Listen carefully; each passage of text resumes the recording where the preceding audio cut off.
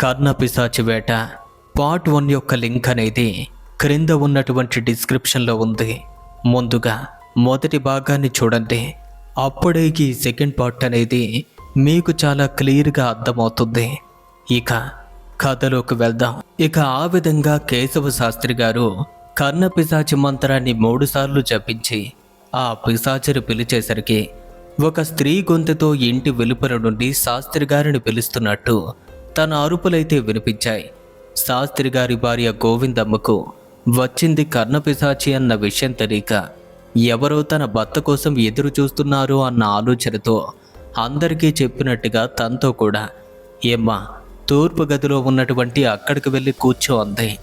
శాస్త్రి గారు పూజలో ఉన్నారు. పూజ పూర్తయిన తరువాతే వస్తారు అని చెప్తుంటే ఆ గొంతు మాత్రం ఆగటం లేదు. పదే పదే శాస్త్రి గారిని పిలవటంతో వారి దీక్ష భగ్నమై స్వయంగా వారే లేచి చూసి వస్తానని చెప్పి ఇంటి బయటకొచ్చి చూస్తే వారిని పిలుస్తుంది స్త్రీ కాదని, అదే కర్ణ పిశాచి అని ఆ రూపాన్ని చూశాక అర్థమైంది. ఇక ఆ రూపాన్ని మెడ వరకు చూడటానికి ఒక అందమైనటువంటి స్త్రీలా మాత్రమే ఉంది. ఎంతో అందంగా ఉన్నట్టుగా ఉంది. కానీ మెడ పైన ఉన్నటువంటి తల భాగాన్ని చూసేసరికి అతని ఒళ్ళంతా కూడా చెమటలు పట్టాయి. అసలు అది ఒక మనిషిలానే కనపట్టలేదు.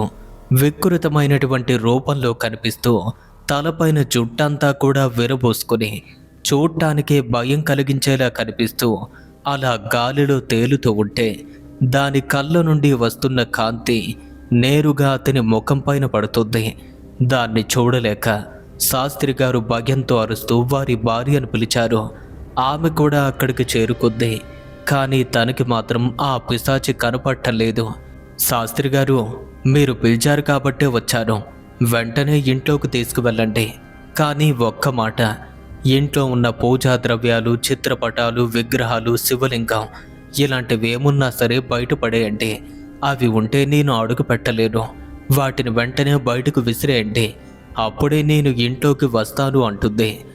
ఒకవైపు శాస్త్రి గారి భార్య కర్ణ పిశాచిని చూసి భయపడతారేంటి? కొన్ని యుగాల తరబడి దాన్ని పొందేందుకు ఎంతోమంది ఎన్నో రకాలుగా ప్రయత్నిస్తున్నారు. అలాంటిది ఏ శ్రమ లేకుండా మనకు అది దక్కబోతుంది. భయపడకుండా దాన్ని ఇంట్లోకి తీసుకురండి అంటుంటే శాస్త్రి గారు కోపంతో మాట్లాడి, నీకసలు బుద్ధే లేదా? మన ఇంట్లో దైవశక్తి లేకుండా చెయ్యాలని చెప్తుంది. అలా చేస్తేనే లోపలికి వస్తుందట, లేదంటే ఇంట్లోకి రాను అని చెప్తుంది. అలా చెప్పగా గోవిందమ్మ వెంటనే ఇలా అంటుంది, దైవశక్తి లేకుండా ఎలా అవుతుంది?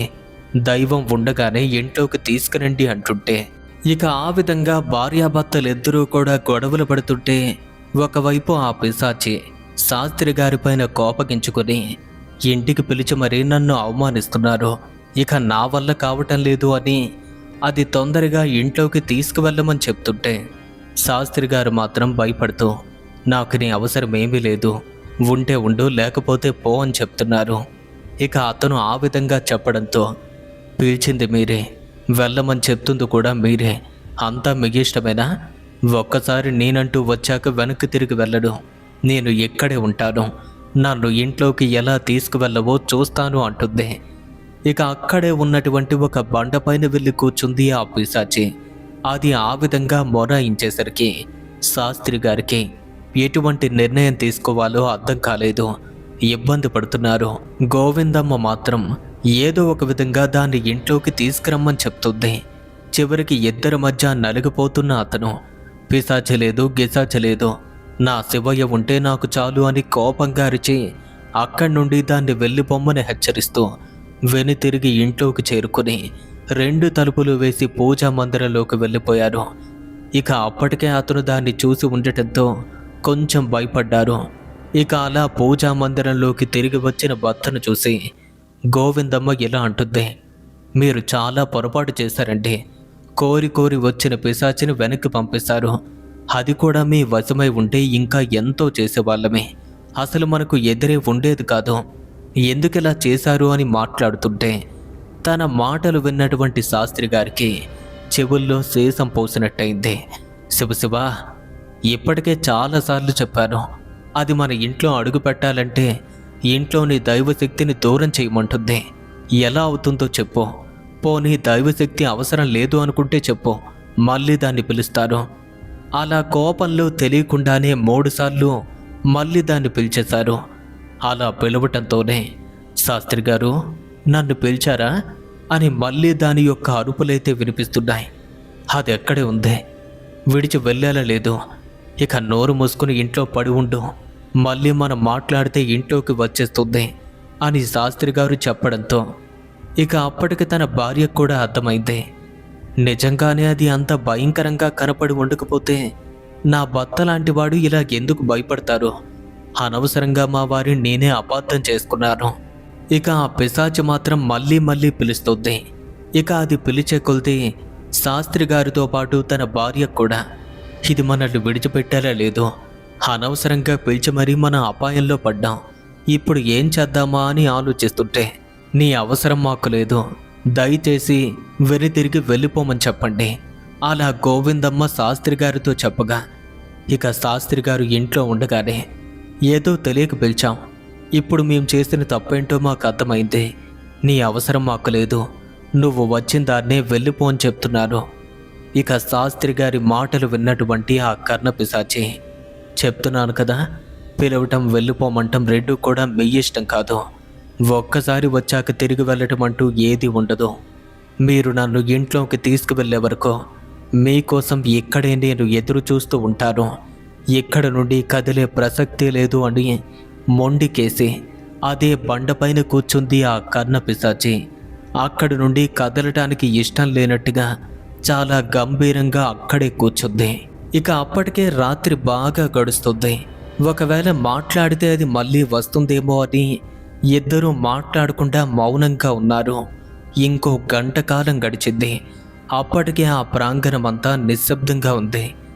ఇప్పటికే అది వెళ్ళిపోయి ఉండొచ్చండి అని గోవిందమ్మ చెప్పగా మొదట చెప్పింది కదా వెనక్కి తిరిగి వెళ్ళే ప్రసక్తే లేదు అని, ఇంకా ఎక్కడే ఉండొచ్చు అని చెప్తున్నారు శాస్త్రి గారు.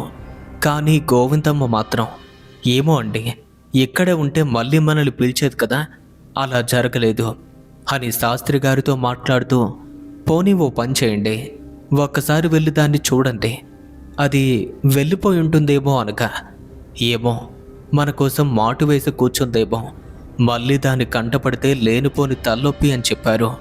పర్వాలేదండి, నా కోసం ఒక్కసారి వెళ్ళి చూడండి అని సలహా ఇవ్వగా ఇక సడి చప్పుడు లేకుండా మెల్లగా తలుపు తీసుకుని ఎటువంటి శబ్దం రాకుండా పిల్లిలా అడుగులు వేస్తూ గడపలోకి వచ్చారు.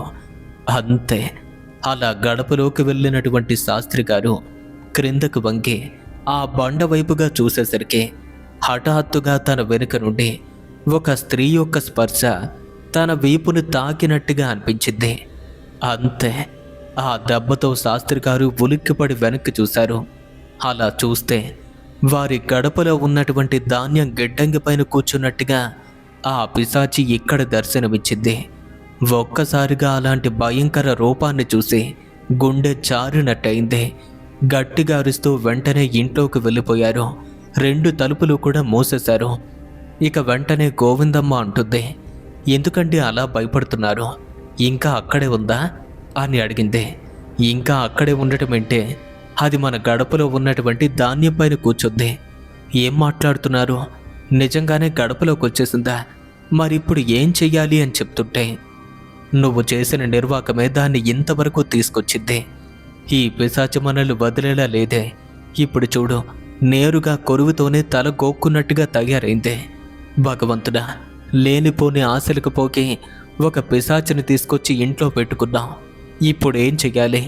చూస్తుంటే అది కాసేపట్లో ఇంటి లోపలికి కూడా వచ్చేసేలా ఉంది. దీన్ని ఎలా బయటకు పంపాలి అని అతను సతమతమవుతున్నారు.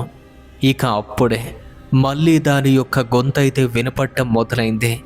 ఒకవైపు తలుపు కొడుతూ మరూ పిలుస్తుంది, శాస్త్రి గారు, నేను త్వరగా ఇంట్లోకి రావాలి. ఇంట్లో ఉన్నటువంటి దేవుని పటాలు విగ్రహాలు బయటపడేయండి. ఎంతసేపుని ఇక్కడే ఒంటరిగా ఉంటారో, త్వరగా మీ చెవిలో నాకు స్థానం ఇవ్వండి అని మాట్లాడుతుంది. ఇక ఆ విధంగా తలుపు కొట్టి మాట్లాడుతూ ఉంటే శాస్త్రి గారు మరియు వారి భార్య ఇద్దరూ కూడా హడిలిపోతూ ఇంట్లో దాక్కున్నారు. కానీ అది ఎంతసేపటికి వదిలిపెట్టేలా లేదు. తలుపు కొడుతూనే ఉంది. త్వరగా నన్ను ఇంట్లోకి తీసుకువెళ్ళండి అని విపరీతంగా అరుస్తుంది. ఇక ఇద్దరిలోనూ ఒక్కటే భగం. ఈ క్షణం దీని నుండి ఎలా తప్పించుకోవాలి అని ఆలోచిస్తుంటే, అవును, మన అసలు విషయం మర్చిపోగాం. ఆ భగవంతుడు ఒక్కడే కదా ఈ సమయంలో మనకి దిక్కు. ఇంకా ఏం చేసినా అది ఇక్కడి నుండి వెళ్ళేలా కూడా లేదు. అలా ఇద్దరూ వెంటనే శివనామాన్ని తలుచుకుంటూ శివ స్తోత్రాన్ని చదవటం మొదలుపెట్టారు.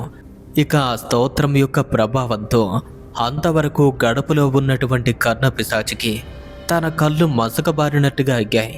ఇక వెంటనే భయపడి ఇంటి నుండి బయటకు వెళ్ళిపోయింది.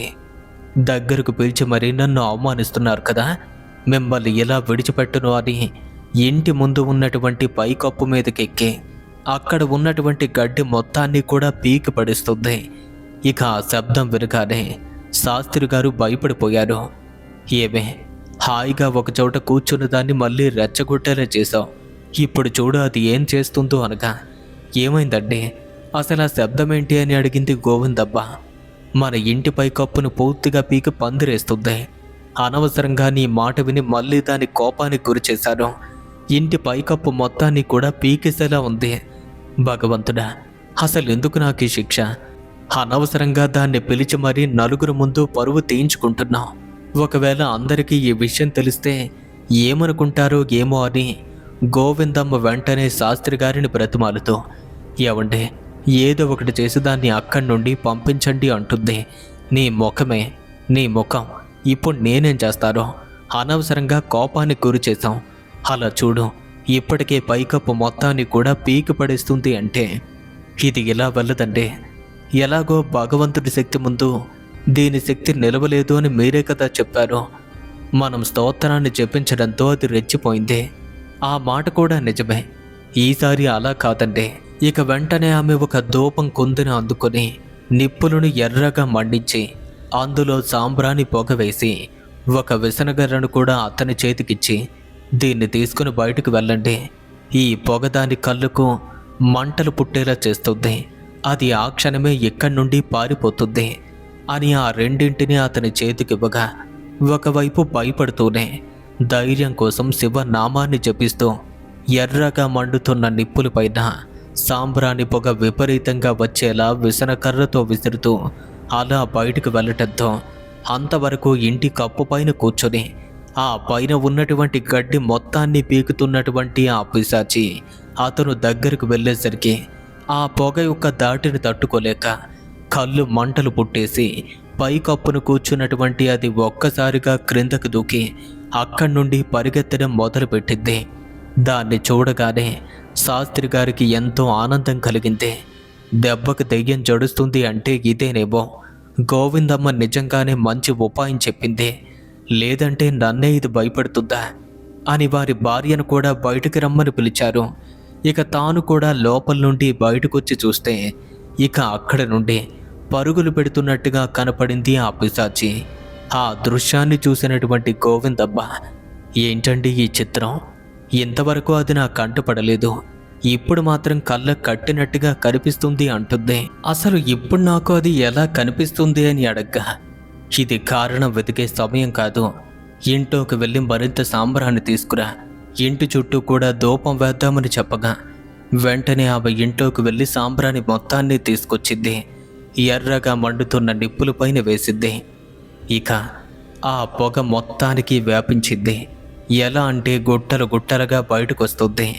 శివ స్తోత్రాన్ని చదువుతూనే శాస్త్రి గారు ఆ ఇంటి చుట్టూ ఆ విధంగా ధూపం వేస్తున్నారు. ఇక అప్పటికే దాని కళ్ళు మంటతో ఒకవైపు శాస్త్రి గారిని దూషిస్తూనే దూరంగా పరుగులు పెట్టి పక్కనే ఉన్నటువంటి ఒక చింత చెట్టు పైకెక్కి కూర్చుంది. ఇక ఆ క్షణమే ఆ చింత చెట్టు కొమ్మలు గాలి లేకుండా విపరీతంగా ఊగిపోతున్నాయి. ఇక ఆ దృశ్యాన్ని చూసిన శాస్త్రి గారు, ఈ దెబ్బతో ఇది మన ఇంటి వైపు కన్నెత్తు కూడా చూడదు, పోనీలే ఏదో పిలిచామో అనుకుందాం, అంత మాత్రానే ఇంటిని ఈ విధంగా చేస్తుందా, ఇంకా జన్మలో అది ఇటువైపుగా రాదు అని గోవిందమ్మని తీసుకుని ఇంట్లోకి వెళ్ళిపోయారు. తలుపులు కిటికీలు మొత్తాన్ని కూడా వేసి ఇంట్లో పూజా మందిరంలో కూర్చొని అంతవరకు దానికోసం ఉపయోగించిన పూజా సామాగ్రిని అంతా పక్కన పడేసి మేము తప్పు చేశాము అని ఆ పరమశివునికి క్షమాపణలు చెప్తూ శివయ్య దీక్షలో ఇద్దరూ మునిగిపోయారు. అలా కేవలం కొద్దిసేపు మాత్రమే అయింది. ఇక అప్పటికే దాదాపుగా అర్ధరాత్రి 2 గంటలు. సరిగ్గా అదే సమయంలో ఇంటిపైన ఒక పెద్ద రాయి పడ్డట్టుగా శబ్దం వచ్చింది. ఆ శబ్దం వినగానే శాస్త్రి గారు గోవిందమ్మతో, మన ఇంటిపైన ఏదో పడింది, ఏమై ఉంటుంది అని ఆ విధంగా చెవులు రెక్కబొడిచి వింటుంటే అప్పుడే ఇంకో రాయి వచ్చి పడింది. శివశివ, ఇది రాళ్లను విసిరి కొడుతుంది.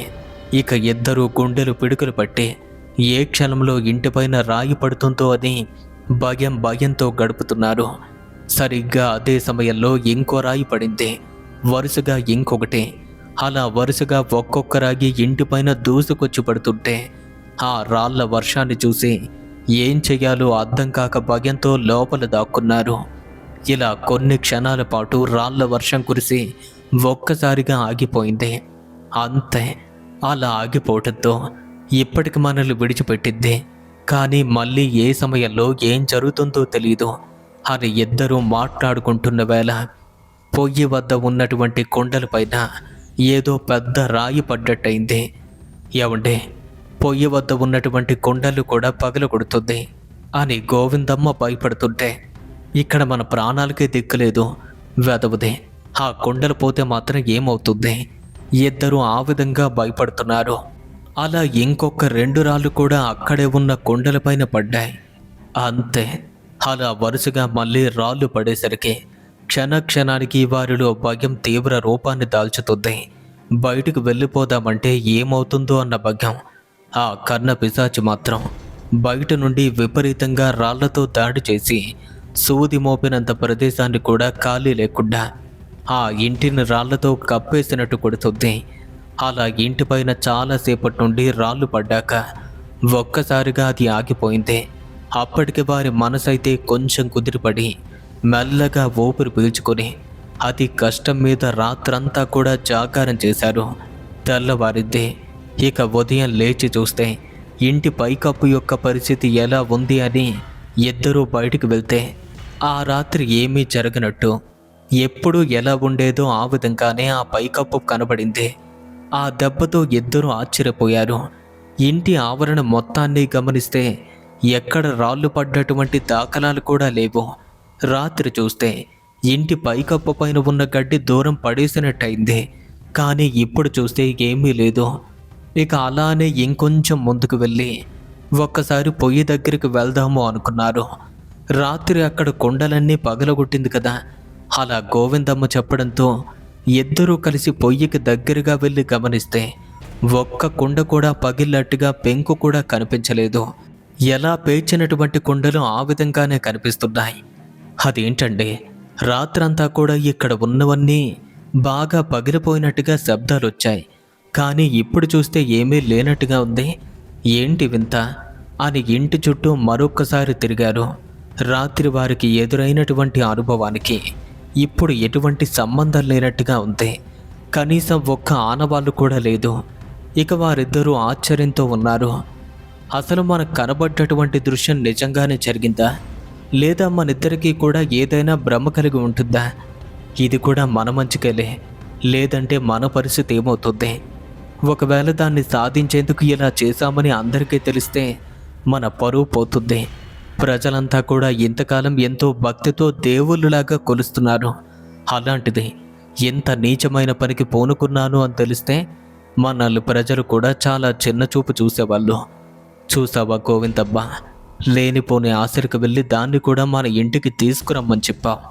అది ఎంత పని చేసిందో గ్రహించావా అని చెప్పగా గోవిందమ్మ తన భర్తకు క్షమాపణ చెప్పి వేడుకొద్దే. ఇక ఇద్దరి మధ్య వైరం కాస్త సన్నగిల్లింది. ఉదయాన్నే సూర్య నమస్కారం పూర్తయింది. వెంటనే ఇంట్లో యథావిధిగా పూజలు మొదలయ్యాయి. మరి కాసేపటికి ఇల్లంతా కూడా శివనామస్మరణతో నిండిపోయింది. ఇక అప్పటికే దైవ కార్యక్రమాలన్నీ కూడా పూర్తి చేసుకుని గోవిందబ్బా, నేను ఒక్కసారి గుడికి వెళ్ళి వస్తాను, రంగయ్య గారు వస్తే నా దగ్గరికి అక్కడికే రమ్మని చెప్పు, శివాలయం దగ్గరికి పంపించు అని నడిచారు. వారు వెళ్ళి చాలా సమయమైంది. అయినా సరే రంగయ్య ఇంకా రాలేదు. వీడింకా రాలేదేంటే ఒకవేళ గోవిందమ్మ ఇంకేమైనా పనప్ప చెప్పిందా అని వేరే ఒక వ్యక్తినైతే పంపారు.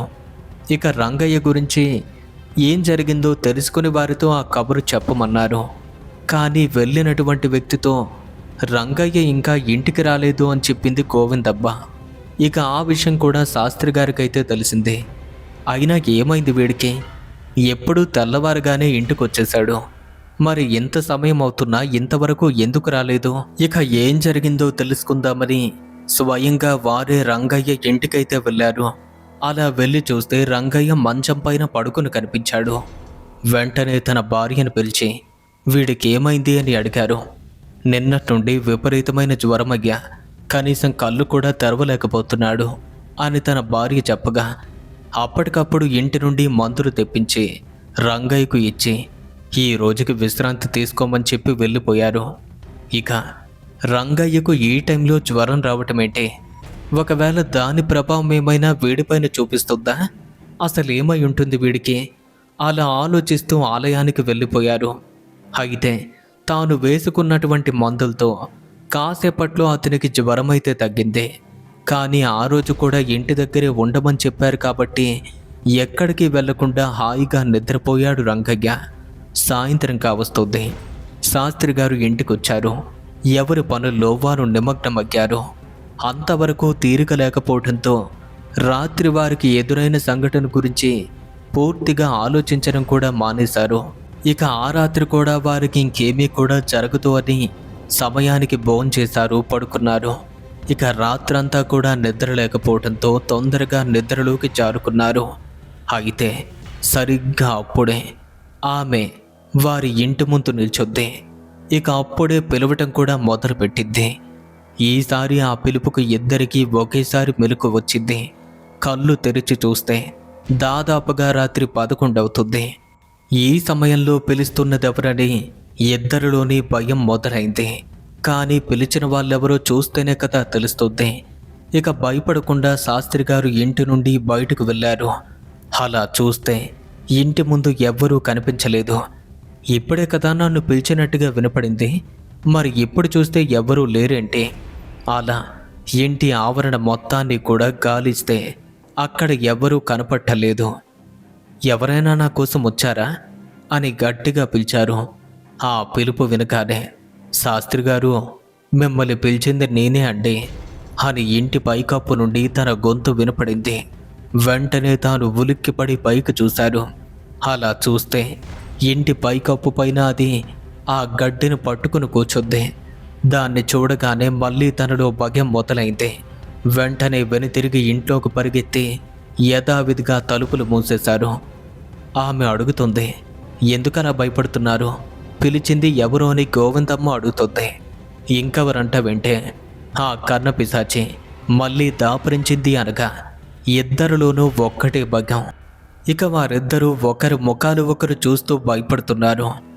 నిన్నటితో దాని కథ ముగిసింది అనుకున్నాం, అయినా మళ్ళీ ఈ రాత్రి కూడా తగలడిందన్నమాట. అలా భయంతో మాట్లాడకుండా దాక్కుని ఉంటే శాస్త్రి గారు ఉన్నటువంటి ఇల్లుకి సుమారుగా 100 అడుగుల దూరంలో వీధి మొదలవుతుంది. ఆ వీధి నిండుగా జనం ఉంటారు. పైగా శివరాత్రి వేళ కావటంతో పూర్తిగా చలి కూడా లేకపోయేసరికి ఎవరి ఇంటి గడపలో వారు నిద్రిస్తున్నారు. ఇక వారిలో అన్నపూర్ణ అనే ఒక ఆమె బత్తా పిల్లలతో కలిసి నేలపైన పడుకుంటే గోవిందమ్మ వెళ్ళి, అన్నపూర్ణ అలా వెళ్ళొద్దాం, ఒక్కసారి వస్తావా అని పిలిచినట్టు. ఇక అప్పట్లో బాత్రూమ్ లాంటివి ఎక్కడా లేవు కదా. ఒకవేళ బయటకు వెళ్ళాలి అంటే ఊరి బయటకు వెళ్ళాల్సిందే. అయితే నిత్యం రాత్రి వేళల్లో ఆడవాళ్ళు కూడా ఊరి బయటకు వెళ్తూ ఉండేవారు. పైగా ఆ గోవిందమ్మకు అన్నపూర్ణకు మంచి స్నేహం. అంత రాత్రి నిద్ర లేపుతుంది అంటే అందుకోసమేనని గ్రహించి ఇంటి ముందు ఉన్నటువంటి చెంబుతో నీళ్లు తీసుకుని గోవిందమ్మ గారి వెంట నడవసాగింది. ఇక ఇద్దరూ కలిసి వీధి చివరకు చేరుకుని వారు ప్రతిరోజు వెళ్ళే ప్రదేశానికి వెళ్ళారు. గోవిందమ్మ అక్కడే కూర్చుంది. అన్నపూర్ణమ్మ తనకి తోడుగా నిలబడి ఉంది. ఇంతలో ఏమైందో ఏమో తెలియదు కానీ అక్కడ కూర్చున్నటువంటి గోవిందమ్మ ఒక్కసారిగా క్రింద కూలిపోయింది. అది గ్రహించినటువంటి అన్నపూర్ణ తాను అనుకోకుండా క్రింద పడిపోవటంతో దగ్గరికి వెళ్ళి తనని లేపడానికి ధైర్యం చాలక ఇంటికి పరిగెత్తుకు వెళ్ళింది. గోవిందమ్మగారు పడిపోయారు. ఏమైందో తెలీదు, నాకు భయంగా ఉంది. నువ్వు వెంటనే వెళ్ళి శాస్త్రి గారిని పిలుచుకురమ్మని చెప్పింది. ఇక తన భర్త కూడా కంగారు పడి పరిగెత్తుకు వెళ్ళాడు. శాస్త్రి గారి ఇంటికైతే చేరుకుని ఇంటి ముందు నిలిచి అతన్ని పిలుస్తున్నారు. ఆ పిలుపు ఇద్దరికీ వినిపించింది. కానీ బయట వినిపిస్తున్నది మాత్రం మగవాడి గొంతు. పైగా ఆ గొంతు తనకు తెలిసిన వాళ్ళలానే ఉంది. ఇక కంగారుగా ఇద్దరూ కలిసి ఇంట్లో నుండి బయటకొచ్చారు. ఆ వ్యక్తి ముందు నిలిచారు. అలా ఇద్దరూ కూడా ఒకే చోట కనపడేసరికి అక్కడ ఉన్నటువంటి ఆ వ్యక్తి ఆశ్చర్యపోతూ ఏం మాట్లాడాలో అర్థం కాక దిక్కులు చూస్తుంటే, ఏమైంది, ఇంత రాత్రి వేళ ఎందుకు వచ్చావు అని అడిగారు. గోవిందమ్మగారి వైపు చూస్తూ, అమ్మా, మీరు నా భార్య బయటకు వెళ్ళారు కదా, అక్కడ మీరు పడిపోయారని నా భార్య నాతో చెప్పింది. అందుకే శాస్త్రి గారిని తీసుకెళ్దామని ఇక్కడికొచ్చాను అనగా, మరి చూస్తే మీరిక్కడ బాగానే ఉన్నారు, అసలేంటిది అని ఆశ్చర్యంగా అడిగేసరికి, నేను అన్నపూర్ణని ఇంత రాత్రి వేళ బయటకు తీసుకువెళ్ళటమేంటి, నేను కూడా ఇంట్లోనే పడుకున్నాను కదా, నేనెక్కడికి వెళ్ళలేదు అని చెప్తుంది. ఇక ఆ వేళలో వారు మాట్లాడుతూ ఉంటే వారి ఇళ్లకు దగ్గరగా ఉన్నవాళ్ళు కూడా లేచారు. అలా వారి మాటలు విని ఇంకొకరు, ఇక ఆ వీధంతా కూడా లేచింది. ఇక అప్పటికే శాస్త్రి గారికి మరియు గోవిందమ్మకి ఇద్దరికీ అర్థమైంది, ఇది ఖచ్చితంగా ఆ కన్నపిశాచి పని అని. వారంతా ఇంటికి రాకుండా స్వయంగా శాస్త్రి గారు వీధిలోకి వెళ్ళి, నా భార్య ఇంట్లో బాగానే పడుకుంది, అన్నపూర్ణ నిద్రలో ఏదో చూసుంటుంది, అలా చూసి భ్రమలోనే వెళ్ళిపోయి ఉంటుంది, ఇంకేమీ కాదు అని చెప్పారు.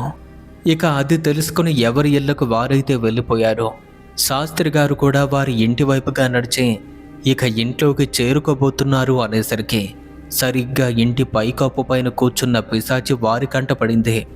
ఏం శాస్త్రి గారు, ఎలా ఉంది అని అడిగింది. అది అలా మాట్లాడేసరికి మళ్ళీ వారిలో భయం మొదలైంది. ఇంట్లోకి వెళ్ళబోతున్న వేళ, ఇది కేవలం ఆరంభం మాత్రమే, నన్ను పిలిచి మరీ అవమానించావు, మోసం చేశావు, ఇక ప్రతిరోజు రాత్రి నా అసలు రూపం ఎలా ఉంటుందో చూపిస్తాను, నీ అంతట నువ్వే నన్ను ఇంట్లోకి తీసుకువెళ్ళేలా చేస్తాను అని భీకరంగా మాట్లాడుతుంటే దాని మాటలు విన్నటువంటి శాస్త్రి గారు భయపడుతూ ఇంట్లోకి వెళ్ళారు. తలుపులు మూసేశారు. ఇక ఆ రాత్రి కూడా భయపడుతూనే గడపాల్సి వచ్చింది. ఇక తెల్లవారిద్ది. వీధిలో వాళ్ళంతా కూడా రాత్రి గోవిందమ్మగారి ఆకారంలో ఒక దెయ్యం అన్నపూర్ణ లేపిద్ది. ఇద్దరూ కలిసి అక్కడికి వెళ్తే అక్కడ ఉన్న దెయ్యం క్రింద పడిపోయింది. వీధిలో వాళ్ళంతా కూడా ఇవే మాటలు. ఇక శాస్త్రి గారి చెవిన కూడా పడింది. అతనికైతే ఏదోలా అనిపించింది. ఇక అప్పుడు వారిలో అసలైన భయం మొదలైంది. ముందు ముందు ఏం జరుగుతుందో ఏంటో, ఆ పిశాచి ఎలా ఇబ్బంది పెడుతుందో ఏంటో. ఇక సాయంత్రం వరకు యథావిధిగా గుడిలో గడిపి తరువాత ఇంటికి వచ్చేశారు. ఇక వారికి తోడుగా ఉంటే కొంచెం ధైర్యంగా ఉంటుంది అని వెళ్ళి రంగయ్యని తీసుకునైతే వచ్చారు. అయ్యా, ఎప్పుడూ లేనిది నన్ను తోడుగా రమ్మంటున్నారేంటి, ఏమైంది అని అడగ్గా, అయితే మళ్ళీ ఆ విషయం గురించి మాట్లాడి దాన్ని తలుచుకుంటే మళ్ళీ ఏం చేస్తుందో అన్న భయంతో, ఏమీ లేదురా రంగయ్య, మీ అమ్మగారు రాత్రి వేళలో భయపడుతున్నారు, కొంచెం తోడుగా ఉంటావు అని పిలిచాం అని రంగయ్యను గడపలో ఒక మంచం వేసి అక్కడే పడుకోమని చెప్పారు. ఇక రంగయ్య ఉండటంతో శాస్త్రి గారికి కూడా కొంచెం ధైర్యంగా అనిపించింది. ఎప్పట్లాగే ఆ సమయంలో నిద్రకు ఉపక్రమించారు. కానీ లోపల మాత్రం ఏదో తెలియని ఒక భయం, ఏం జరుగుతుందో, ఎప్పుడెలా ఉంటుందో అని. ఇక ఆ రాత్రంతా కూడా బాగా గడవటంతో అందరితో పాటు శాస్త్రి గారు కూడా నిద్రలోకి జారుకున్నారు. ఇంతలో హఠాత్తుగా రంగయ్య వీపు పైన ఎవరిదో చెయ్యి పడ్డట్టయింది. నిద్రమత్తులో ఉన్నటువంటి రంగయ్య మేల్కొన్నాడు. ఈ సమయంలో నన్ను లేపుతున్నదెవరని కళ్ళు తెరిచాడు. చూస్తే రంగయ్య మంచం పక్కనే నిలబడి ఉన్నట్టుగా కేశవ శాస్త్రి గారు కనిపించారు. అయ్యా, ఈ వేళ నన్ను నిద్రలేపుతున్నారేంటి, ఏం జరిగింది అని అడిగారు. ఏమీ లేదురా, నాకెందుకో కానీ నిద్ర పట్టడం లేదు, కాసేపు అలా తిరిగొద్దాం రా అని చెప్పారు. మీకేమైందయ్యా, ఈ సమయంలో ఎక్కడికి వెళ్తాను చెప్పండి, వెళ్ళి హాయిగా కళ్ళు మూసుకొని పడుకోండి, అలా పడుకుంటే హాయిగా నిద్ర కూడా పడుతుంది అన్నాడు. లేదురా, చాలాసార్లు ప్రయత్నించారు, కానీ నిద్రే పట్టడం లేదు. నువ్వు ఉదయాన్నే పనికి రావాల్సిన అవసరం కూడా లేదులే, కానీ కాసేపు అలా తిరగొద్దాము అని చెప్పగా వెళ్తే కానీ ఒప్పుకునేలా లేరే. వెళ్ళక తప్పదని రంగయ్య వెంటనే లేచి శాస్త్రి గారి వెంట నడవటం మొదలుపెట్టారు. ఇక ఇద్దరూ కలిసి ఆ ఇంటి నుండి కొంచెం ముందుకు వెళ్ళారు. ఊరి మధ్యలోకైతే వెళ్ళారు.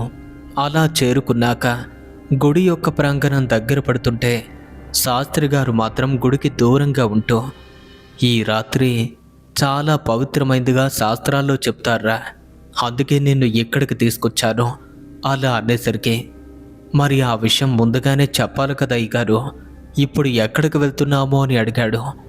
నేనిక్కడే బండపైన కూర్చుంటాను, నువ్వు వెళ్ళి గుడిలో గంటను 21 సార్లు గట్టిగా మోగించు అన్నారు. ఇక శాస్త్రి గారు మాటలు విన్నటువంటి రంగయ్య ఇక అతని గురించి తనకు కూడా బాగా తెలియటంతో వారు చెప్పిన దానికి ఏ విధమైనటువంటి ఎదురు ఉండదు. నిజంగానే ఈరోజు చాలా పవిత్రమైన రోజు అనుకుంటారు. సరే, ఒకవేళ ఆ పుణ్యం నాకు కూడా దక్కుతుందేమో. అలా ముందు వెనుక ఏమీ ఆలోచించకుండా వెళ్ళి ఊరి మధ్యలో ఉన్నటువంటి ఆ శివాలయం లోపలికి చేరుకుని గుడి ముందు వేలాడుతున్న ఆ పెద్ద కంచు గంటను తన శక్తినంతా ఉపయోగించి 21 సార్లు గట్టిగా మోగించాడు. అన్నిసార్లు ఆ గంట శబ్దం రాత్రి వేళలో వినపడేసరికి ఊరి జనమంతా కూడా నిద్రలేచారు. ఏం జరిగింది, ఈ సమయంలో గంట మోగుతుంది, అసలు ఎందుకు అవుతుంది అని ప్రజలంతా కూడా గుడి ప్రాంగణం దగ్గరికి చేరుకోబోతుంటే రంగయ్య అప్పుడే పైనుండి క్రిందకి దిగుతూ కనిపించాడు. ఇక అంతా రంగయ్య దగ్గరికి వెళ్ళి, ఏం రంగయ్య, నీకేమైనా పిచ్చి పట్టిందా ఏంటి? అర్ధరాత్రి అపరాత్రి చూడకుండా ఈ సమయంలో గంట కొడుతున్నావేంటి అని అంతా కూడా తనని ప్రశ్నిస్తుంటే, నాకేం తెలుసు, మా అయ్యగారు చెప్పారు, నేను చేశారు అని శాస్త్రి గారు చెప్పినట్టుగా వారితో చెప్పగా, అసలు శాస్త్రి గారు ఎక్కడున్నారు అని అడగ్గా వారక్కడే రచ్చబండపైన కూర్చున్నారు అని చెప్పాడు రంగయ్య. ఇక వారంతా అక్కడికి వెళ్ళి చూస్తే అక్కడ శాస్త్రి గారు కనిపించలేదు. వారిక్కడ లేరు కదా, అబద్ధం చెప్తున్నావేంటి అని ఊరంతా ప్రశ్నించగా, ఏమో, ఒకవేళ ఇంటికి వెళ్ళిపోయారేమో. ఇక రంగయ్య వెంటనే వారందరినీ అక్కడి నుండి శాస్త్రి గారి ఇంటికి తీసుకువెళ్ళాడు. ఇక అందరూ కలిసి ఇంటికి వెళ్ళి అతన్ని పిలుస్తుంటే వారి అరుపులకు నిద్రపోతున్న శాస్త్రి గారు ఇంటి నుండి బయటకొచ్చి చూస్తే ఊరి జనమంతా కూడా ఇంటి ముందే కనిపించారు. అంతమందిని చూసి, ఏమైంది, వేళ కాని వేళ వచ్చారేంటి అని అడగ్గా ఇక వెంటనే అసలు విషయం ప్రజలంతా కూడా శాస్త్రి గారితో వివరించారు. వారు చెప్పిన మాటలు విన్న శాస్త్రి గారికి మనసెందుకో గాయపడ్డట్టుగా అయింది. సిగ్గుతో తలదించుకున్నారు. ఇక ఏదో ఒక అబద్ధం చెప్పి అప్పటికైతే తాను తప్పించుకోగలిగారు, కానీ పరిస్థితులు చూస్తుంటే అస్సలు బాగాలేదు. రాను రాను ఇది ఏదో పెద్ద చేసి నన్ను అలాగే నా భార్యను కూడా ఇరకాటంలో పెట్టేలా ఉంది. ఎంత కర్మ జరిగిపోయింది అని చాలా బాధపడుతున్నారు. అనవసరంగా ఇలాంటి ఒక పెద్ద తప్పు చేశాను. వారి తప్పు వారు తెలుసుకుని వారికి తెలిసినటువంటి పరిహారాలతో దాన్ని ఆపే ప్రయత్నం చేస్తున్నారు. కానీ అస్సలు ఆగటం లేదు. రోజు రోజుకు ఏదో ఒకటి జరుగుతూనే ఉంది. ఏదో ఓ పెంట తెచ్చి ఇంటిపైన పెడుతూనే ఉంది. చివరికి వారి మనసైతే విసిగిపోయింది. ఏం చెయ్యాలో కూడా అర్థం కాక వారికి విద్య నేర్పినటువంటి గురువు వద్దకు వెళ్ళారు. జరిగినటువంటి సంఘటనలన్నీ కూడా అతన్ని వివరించగా, ఏమయ్యా కేశవ శాస్త్రి, ఊరి ప్రజలతో పాటు చుట్టుపక్కల వాళ్ళంతా కూడా నిన్ను ఎంతగా నమ్ముతారో తెలుసా? మంచి చెడులకు మీ వద్దకు వచ్చి సలహా తీసుకుంటారు. మిమ్మల్నే దైవంగా చూస్తున్నారు. మరి అలాంటి ప్రజల నమ్మకాన్ని వమ్ము చేశావు కదా. ఎంత పని చేశావు. నీకంటే మీ ప్రాంతంలో ఇంకెవరూ గొప్పవారే లేరు. అన్ని శాస్త్రాలు అవపోసన పట్టినటువంటి గొప్పవాడివి నువ్వు. అలాంటి నువ్వు ఓ కర్ణపిశాచిని నీ వశం చేసుకోవాలి అని చూసావు. నిజంగా అంత చిన్న బుద్ధి కలవాడివని నేను ఇప్పటి వరకు అనుకోలేదు.